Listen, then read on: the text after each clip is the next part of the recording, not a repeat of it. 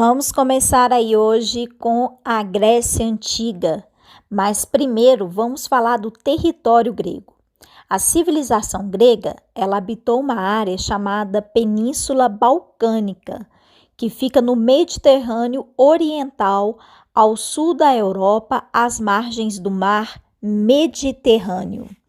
Península é uma porção de terra cercada pelo mar, porém tem uma estreita faixa de terra que liga ela a uma outra região. O litoral grego, ele é recortado com vários pontos naturais. Isso levou os gregos a desenvolverem atividades ligadas ao comércio e à navegação. A civilização grega foi uma das mais avançadas que a humanidade conheceu e que deixou um vasto legado, como moedas, o teatro, as artes, através das esculturas e do trabalho em cerâmica, o desenvolvimento das ciências como a filosofia, a matemática e também a história. Mas antes dos gregos, nós tivemos uma importante civilização que habitou a região da Península Balcânica, que foi a civilização cretense. Os habitantes da região eram chamados de cretenses ou minoicos e ocuparam a região por volta de 3000 a.C. Os cretenses ficaram conhecidos pelo desenvolvimento de cidades e portos, além do intenso comércio marítimo que realizavam com outros povos como os fenícios, os egípcios e outros. Os cretenses, nesse período, já desenvolviam uma escrita, um grego primitivo, obras de artes diversas e palácios grandiosos. Por volta de 1450 a.C., os cretenses foram invadidos pelos micênicos e quinócios. Sua capital foi invadida. A civilização micênica é um termo coletivo para os povos da Grécia que compartilham traços culturais comuns durante o final da Idade do Bronze, 1600 a.C. e 1050 a.C. O nome deriva de Micenas, nome de um dos mais importantes centros regionais micênicos. Por volta de 2000 a.C., chegaram na região dos micênicos 4 povos: os aqueus, os eólios, os jônios e os dórios. Portanto, podemos dizer que o povo grego foi a mistura destes 4 povos que chegam à região. Períodos da história da Grécia Antiga. Período pré-homérico, que se inicia em 2000 a.C. a 1200 a.C., o período homérico de 1200 a.C. a 800 a.C., o período arcaico de 800 a.C. a 500 a.C., o período clássico 500 a.C. a 338 a.C., o período helenístico de 338 a.C. a 145 a.C. Portanto, os períodos da história da Grécia se dividem em 5 períodos. A partir da chegada desses povos, que foram os dórios, os eólios, os aqueus e os jônios, a forma de monarquia da civilização micênica foi derrubada e a população começou a se organizar em genos. Genos eram grandes unidades familiares com uma origem ancestral em comum, ou seja, eram grupos que se organizavam de acordo com os laços de parentesco. Então, eram pequenos grupos e ali todos viviam em comunidade, tinham laços de parentesco. E quem organizava esse grupo, a liderança, era o ancião, que era o homem mais velho daquela comunidade. Com o tempo, os genos se tornaram mais populosos. O número de pessoas se tornou crescente. E a partir de então, nós temos uma segunda fase, que é a formação das polis. Os patriarcas, os anciãos, já não eram suficientes para governar essa população que estava crescendo. Por isso, por volta de 1100 a 800 a.C., nós vamos ter aí as primeiras cidades-estados gregas. A formação das polis ocorreu no período arcaico, entre esses anos de 800 a.C. e 500 a.C. As principais polis gregas foram Atenas e também Esparta. Então, as polis, elas eram cidades independentes que tinham o seu próprio governo e as suas próprias leis. Portanto, os gregos não formaram um reino, mas se dividiam em polis. Além de Atenas e Esparta, as cidades-estados de Micenas, Delfos e Corinto foram outras polis que se destacaram na Grécia Antiga. Atenas foi o berço da democracia. A cidade de Atenas, ela foi fundada por volta do século X a.C., na região da Ática, pelos jônios, e tornou um importante centro de comércio marítimo.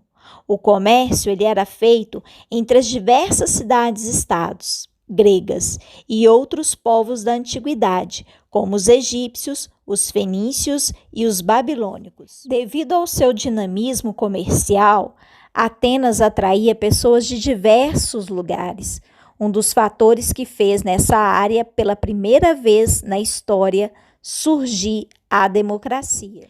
Na Grécia, nasceu a democracia. Mas antes desse sistema político surgir, a sociedade grega ela tinha a seguinte composição social. Nós tínhamos os aristocratas, que eram os eupátridas, os donos de terra e que mandavam nessa sociedade. Nós tínhamos o povo, que eram pequenos proprietários de terras, comerciantes e artesãos. Nós tínhamos a escravidão por dívida. Então, aqueles atenienses que não conseguiam pagar as suas dívidas poderiam se tornar escravos daquele que ele devia. Nós tínhamos também estrangeiros. Atenas, ela era uma cidade aberta, então haviam muitos estrangeiros que entravam pelo comércio para fazerem comércio, comprar, vender.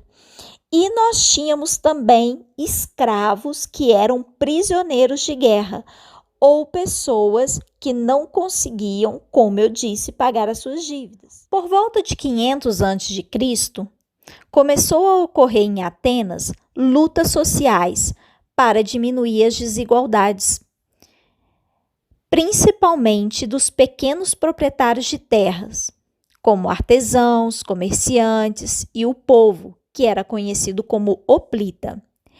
Esses exigiam mais direitos políticos e queriam o fim da lei que permitia a escravidão por dívidas. Para controlar as revoltas populares, os aristocratas criaram a figura do legislador, que era aquele encarregado de colocar por escrito as leis da cidade. Um desses legisladores foi o Solon. Bom, ele vai fazer as reformas, porém, elas não foram suficientes para conter a insatisfação popular. Assim, surgiram os tiranos, grupo que assumiu o governo pela força, a fim de controlar todas aquelas revoltas e insatisfações populares. Os principais tiranos atenienses foram Pisístrato, Hípias e Hiparco. O que é um tirano? Um tirano é um governo autoritário, que só ele manda e governa. Vamos falar agora sobre Clístenes. Por volta de 510 a.C., o aristocrata Clístenes assumiu o poder, mas ao contrário dos outros aristocratas, ele possuía o apoio popular. O seu governo foi marcado por reformas políticas. Entre elas, foi o fato dos cidadãos participarem das decisões políticas da cidade. E é daí que surge a democracia. Para esclarecer, aristocrata é um nobre, que nesse caso, em Atenas, eram grandes proprietários de terra, eram filhos de pessoas que possuíam a terra. Então, esses eram os aristocratas, filhos de famílias nobres. Uma outra coisa, quando se diz cidadãos, quem eram os cidadãos em Atenas? Eram homens maiores de 18 anos e que fossem atenienses, porque em Atenas nós tínhamos excluídos da política, ou seja, não participava dessa democracia ateniense quem? Mulheres, estrangeiros e também os escravos. Durante o governo de Clístenes foi criada a lei do ostracismo, ou seja, qualquer pessoa que representasse perigo à ordem democrática devia ser expulsa da cidade por 10 anos. Acontecia por meio de uma votação, além de perder todos os direitos políticos e seus bens. O nome dessa pessoa era escrito numa cerâmica e ela não podia mais viver em Atenas, somente depois que vencesse esse prazo de 10 anos, ela poderia estar voltando para a polis ateniense. A organização política na Grécia Antiga. Bom, as cidades na Grécia Antiga, elas eram cidades-estado. Assim, politicamente, eram independentes entre si. Cada qual escolhia sua forma de governo. Entre as principais formas de governo das polis gregas, nós tínhamos a democracia, que era o caso de Atenas, a monarquia, a aristocracia e também a tirania. Democracia é uma palavra que nós utilizamos muito hoje. Afinal, vivemos num país democrático, o que é o caso de vários países no mundo. É uma palavra que vem do grego. Demos significa povo, cracia, poder, portanto, poder do povo. Esse sistema político garante aos cidadãos o direito de escolher os seus governantes e as políticas a serem seguidas.